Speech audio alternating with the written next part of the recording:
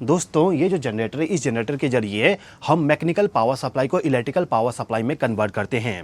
और जब हम इस जनरेटर को स्टार्ट करते हैं तो स्टार्ट करने के बाद जो जनरेटर होती है, इस जनरेटर का जो इंजन होता है, उस इंजन का जो टेम्परेचर है वो टेम्परेचर इंक्रीज होना स्टार्ट हो जाता है। तो टेम्परेचर को डिक्रीज करने के लिए, मतलब कि जो टेम्परेचर बढ़ जाती है उसको कम करने के लिए हम कूलिंग टावर का इस्तेमाल करते हैं।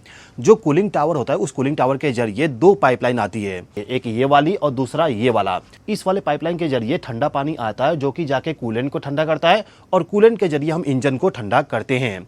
इसके बाद जो पानी होती है वो पानी गर्म हो जाता है, तो गर्म होने के बाद वापस इस वाले पाइपलाइन के जरिए जाता है कूलिंग टावर में। और कूलिंग टावर में हमारा टोटल 3 पंप लगे होते हैं, जैसे कि यहाँ पे 2 मोटर है और इसके अलावा एक फैन मोटर ऊपर में कनेक्ट है। अब ये जो दोनों सर्कुलेटिंग वाली पंप है, इनका काम केवल ये होता है कि जो पानी है उस पानी को जनरेटर तक पहुँचाना और वापस यहाँ पे लेके आना। अब यहाँ पे जो दोनों पंप है, इन पंप का कनेक्शन इस प्रकार से किया गया है जिससे कि यदि हम एक पंप को चालू करते हैं तो दूसरा वाला पंप चालू नहीं होगा। लेकिन बाई चांस यदि किसी भी कारण से पहला वाला मोटर ट्रिप हो जाता है तो ऑटोमेटिकली ये जो सेकेंड वाली मोटर है वो ऑटोमेटिकली स्टार्ट हो जाएगा। अब ये जो दोनों मोटर है, इन दोनों मोटर में से किसी भी मोटर को यदि हम रन करवाते हैं तो इसके साथ में जो कूलिंग फैन वाली जो मोटर है वो मोटर भी चालू हो जाता है। मतलब कि इस मोटर को यदि मैं चालू करूं या फिर इस मोटर को चालू करूं, इनके साथ में जो फैन मोटर है वो भी चालू हो जाती है। अब ये जो सभी मोटर है, इन मोटर को चालू और बंद करने के लिए हमें एक स्टार्टर को बनाना पड़ता है। तो कूलिंग टावर में जो पंप लगाया गया और जो फैन लगाया गया उसका स्टार्टर आप यहाँ पे देख सकते हो। ये जो स्टार्टर है, ये स्टार्टर हमारा मेन पंप के लिए है और ये वाला स्टार्टर हमारा स्टैंड बाई पंप के लिए है। अब यहाँ पे जो हमारा पंप है इसको हम यहाँ से चालू भी कर सकते हैं और बंद भी कर सकते हैं। इसके अलावा जो हमारा कूलिंग टावर था, उस कूलिंग टावर के ऊपर में जो फैन लगा हुआ था उस फैन का यहाँ पे स्टार्टर दिया गया है, जैसे कि आप देख सकते हो यहाँ पे फैन का स्टार्टर है।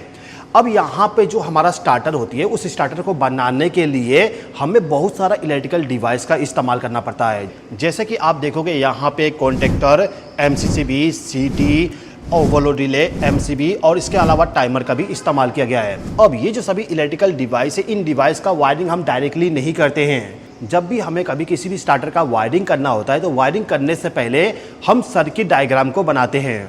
जैसे कि ये जो मेरा स्टार्टर है, इस वाले स्टार्टर का सर्किट डायग्राम यहाँ पर दिया गया है। इस वाले स्टार्टर में जितने भी इलेक्ट्रिकल डिवाइस है उनका कनेक्शन किस प्रकार से किया गया है पूरा डिटेल से यहाँ पे बताया गया है। तो जब भी हमें कभी किसी भी स्टार्टर को बनाना होता है तो बनाने से पहले हम किसी कॉपी पे सबसे पहले सर्किट को बनाते हैं कि सर्किट हमारा किस प्रकार से होगा और उसी सर्किट को फॉलो करके हम पूरा का पूरा स्टार्टर का वायरिंग करते हैं। तो दोस्तों यदि आप ये सीखना चाहते हो कि किस प्रकार से हम किसी भी स्टार्टर का वायरिंग करेंगे पूरा लॉजिक के अकॉर्डिंग, तो इसके लिए मैंने आपके लिए एक मास्टर कोर्स बनाया, वो भी इलेक्ट्रिकल वायरिंग का। मतलब कि किसी भी स्टार्टर को बनाने के लिए 0 से लेकर एडवांस लेवल तक किस प्रकार से वायरिंग करेंगे पूरा डिटेल से एक्सप्लेन करते हुए मैंने आप सभी लोगों के लिए पूरा कोर्स बनाया हूं। जो कोर्स है उस कोर्स को मैंने इस प्रकार से बनाया हूं जिससे कि यदि कोई इलेक्ट्रिशियन है जिसको कुछ भी नहीं मालूम, मतलब कि स्विच क्या होती है, सेलेक्टर स्विच क्या होता है, टाइमर क्या होता है, ओवरलोड रिले क्या होता है, कॉन्टेक्टर क्या होता है, यदि उसको नहीं मालूम तो वो व्यक्ति भी यदि कोर्स को देखता है तो उस कोर्स को देखने के बाद यदि मैं उससे कह दूं कि उसको एक स्टार्टर बनाना है जिसमें क्या होगा कि जो हमारा मेन पंप है इसको स्टार्ट करते ही जो हमारा फैन वाली मोटर है वो ऑटोमेटिकली चालू हो जाए, या फिर मैं उसको ये कह दूं कि उसके पास में एक मोटर है, उस मोटर के लिए स्टार्टर बनाना है तो उस मोटर के लिए स्टार्टर वो आसानी से बना सके। इस प्रकार से मैंने कोर्स को बनाया हूं। जैसे कि मैंने जो आपके लिए कोर्स बनाया हूं उस कोर्स में मैंने क्या किया हूं, जो हमारा स्टार्ट पुश बटन है उस स्टार्ट पुश बटन का इस्तेमाल करना है किसी सर्किट में तो किस प्रकार से उसका वायरिंग करेंगे। इसके अलावा जो स्टॉप पुश बटन है उसका वायरिंग किस प्रकार से करेंगे किसी भी स्टार्टर में, इसके बारे में भी पूरा डिटेल से बताया हूं। साथ ही साथ में जो सेलेक्टर स्विच होता है उसका वायरिंग किस प्रकार से करेंगे, जो हमारा कॉन्टेक्टर होती है उसका वायरिंग किस प्रकार से करेंगे, ओवरलोड रिले का इस्तेमाल किस प्रकार से करेंगे, टाइमर का इस्तेमाल किस प्रकार से करेंगे, हर एक चीज को पूरा डिटेल से एक्सप्लेन किया हूं। मैंने हर एक डिवाइस का अलग से पूरा बेसिक बताया हूं, साथ ही साथ में उस डिवाइस का इस्तेमाल किस प्रकार से सर्किट में करेंगे, यदि किसी प्रकार का लॉजिक दिया जाता है तो उस लॉजिक के अकॉर्डिंग किस प्रकार से उस वाले डिवाइस का इस्तेमाल करेंगे, हर एक चीज को मैंने पूरा डिटेल से एक्सप्लेन किया हूं। ये जो कोर्स है इस कोर्स को मैंने YouTube पे अपलोड नहीं किया हूं, इसकी जगह पे मैंने अपना खुद का एक एप्लीकेशन लॉन्च किया हूं जो कि आपको प्ले स्टोर पे मिल जाएगा। यदि आप प्ले स्टोर पे जाते हो तो वहां पे इलेक्ट्रिकल टेक्नीशियन के नाम से एक ऐप मिलेगा, उस ऐप को डाउनलोड कर लीजिएगा। डाउनलोड करने के बाद वहां पे बेसिक सा डिटेल्स आपको फिल करना होगा, जैसे कि आपका ईमेल आईडी, मोबाइल नंबर को फिल अप करने के बाद आपको साइन अप करना है। साइन अप करने के बाद जाओगे तो आपको वहां पे कोर्स मिल जाएगा। उस कोर्स में आपको पूरा वीडियो मिल जाएगा जो कि आपको हर एक चीज डिटेल से बताएगा किस प्रकार से आप इलेक्ट्रिकल वायरिंग को करोगे।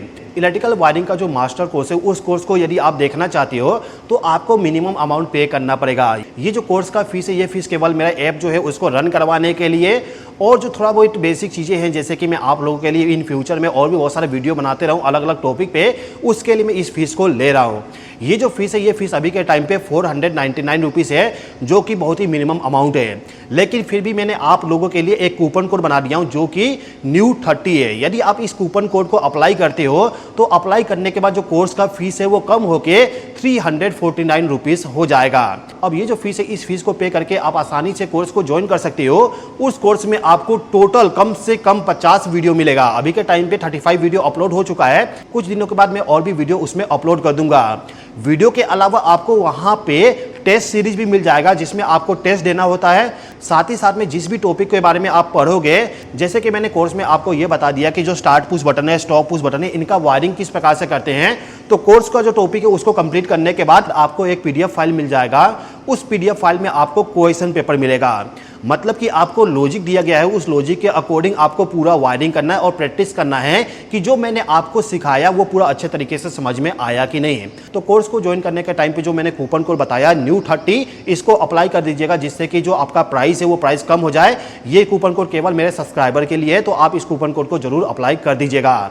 इसके अलावा यदि आपको किसी भी प्रकार का दिक्कत आती है कोर्स से रिलेटेड, तो मेरा मोबाइल नंबर यहाँ पे दिया हुआ है, इस पे आप व्हाट्सअप करके मुझसे बात कर सकते हो। जो भी आपका क्वारी होगा उस क्वारी को मैं सॉल्व कर दूंगा।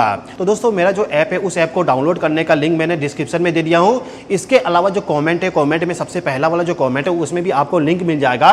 वहां पे क्लिक करके आप डायरेक्टली ऐप को डाउनलोड कर सकते हो। किसी प्रकार का दिक्कत आती है तो मेरा जो व्हाट्सअप नंबर है उस पर आप व्हाट्सअप कर दीजिए, मैं आपके क्वारी को सॉल्व कर दूंगा।